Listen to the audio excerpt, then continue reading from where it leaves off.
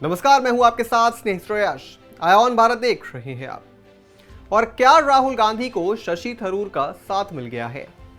क्या जिस बात पर लंबे समय से कांग्रेस और शशि थरूर के बीच मनमुटाव चल रहा था, यानी केरल में सीएम फेस, उस पर बात बन गई है? ये सवाल इसलिए उठ रहे हैं क्योंकि कांग्रेस के वरिष्ठ नेता और तिरुवनंतपुरम से सांसद शशि थरूर अपने एक बयान की वजह से एक बार फिर चर्चा में हैं।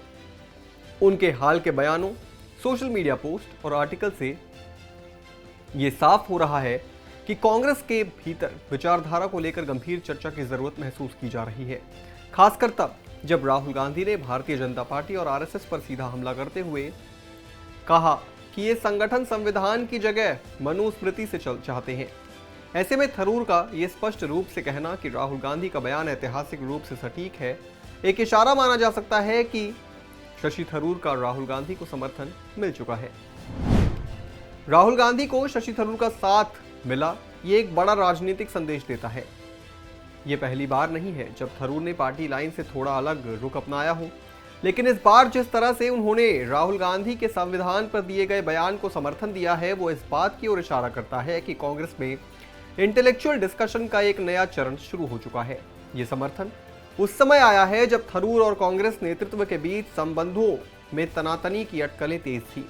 राहुल गांधी ने जब ये कहा कि बीजेपी और आरएसएस संविधान की जगह मनुस्मृति चाहते हैं, तो वो इस पर बड़ा राजनीतिक विवाद खड़ा हो गया। बीजेपी ने इस पर तीखी प्रतिक्रिया दी, लेकिन थरूर ने इस पूरे बयान को हिस्टोरिकल कॉन्टेक्स्ट में एकदम सटीक बताया। उन्होंने याद दिलाया कि जब संविधान अपनाया गया था, उस वक्त आरएसएस के तत्कालीन प्रमुख एमएस गोलवलकर ने कहा था कि इसकी सबसे बड़ी कमी यही है कि इसमें मनुस्मृति का कोई उल्लेख नहीं है। थरूर ने यह भी जोड़ा कि आरएसएस शायद उस सोच से आगे बढ़ चुका हो, लेकिन यह ऐतिहासिक सच्चाई है और राहुल गांधी ने इसे फैक्ट को अंडरलाइन किया है। यह बयान न सिर्फ राहुल गांधी की एक मजबूत आइडियोलॉजिकल सपोर्ट है, बल्कि यह भी दिखाता है कि शशि थरूर को अब भी कांग्रेस से उम्मीदें हैं।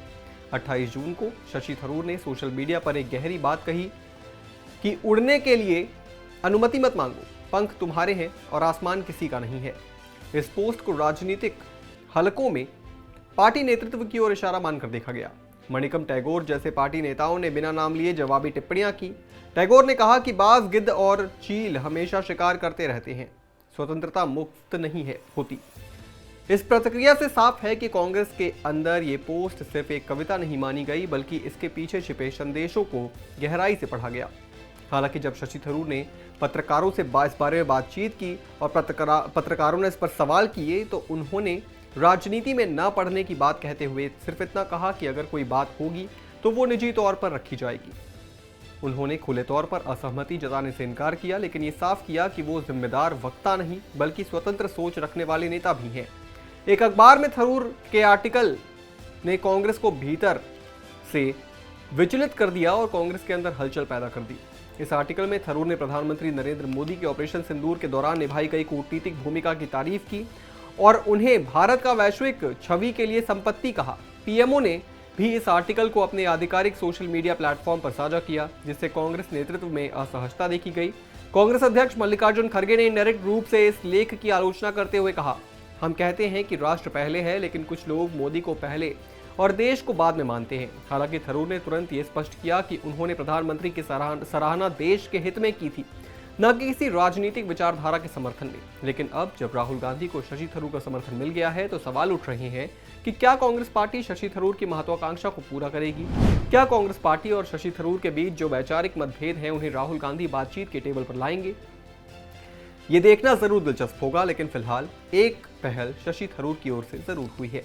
इस पूरी खबर पर आप क्या सोचते हैं दोस्तों? कमेंट बॉक्स में जरूर लिखते जाइएगा और भी तमाम बड़ी खबरों से जुड़े रहने के लिए आप देखते रहें आयोन भारत।